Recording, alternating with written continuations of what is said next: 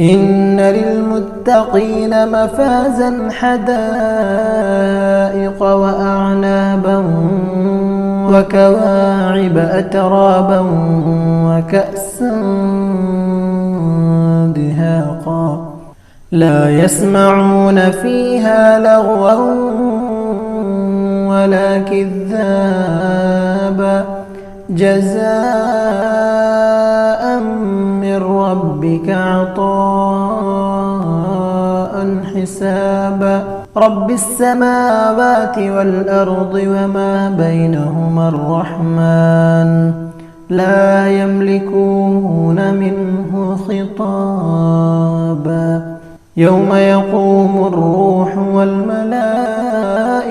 صفا لا يتكلمون إلا من أذن له الرحمن وقال صوابا.